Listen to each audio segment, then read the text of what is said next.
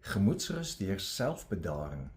Die wêreld gaan nie stadiger word nie, en tog kan jy, met ander woorde, jou siel wel stadiger word.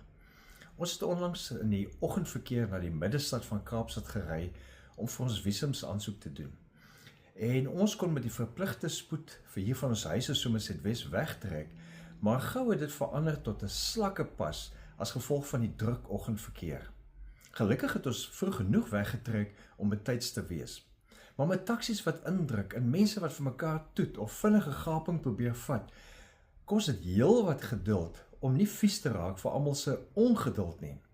Mense is skoon moeg en al klaar gejaagd en geïrriteerd die tyd wat jy jou bestemming haal. Ek het weer hieraan gedink toe ek hierdie psalm lees, wat feitelik teenoorgestel van ons moderne leefstyl is. Hoor hier in Psalm 131 vers 2. Die digter sê, ek het rus en kalmte gevind. Soos 'n kindjie wat by sy moeder tevredenheid gevind het, so het ek tevredenheid gevind. Nou ons weet ons het elke dag rus en kalmte nodig. En tog word ons voortdurend gedwing om te reageer. Maar positiewe sielkunde wys dat ware gemoedsrus begin juis by selfbedaring. En dis daardie vermoë om jou innerlike reaksies te kalmeer voordat jy die wêreld se eise aanpak.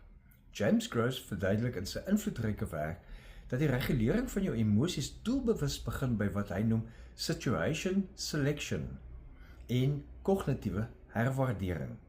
Dis die keuse om gereeld jou gedagtes keer op keer te orden sodat jou emosies kan volg.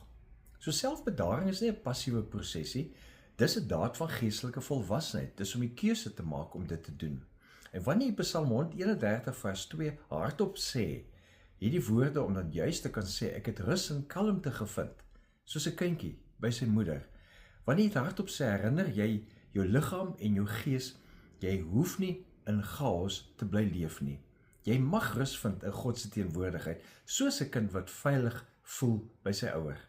En so herinner jou vandag aan hierdie psalm sodat jy geanker kan bly en maak jou siel kort deur die dag stil en net rustig deur vir oomblik op God te fokus. Leef geïnspireerd.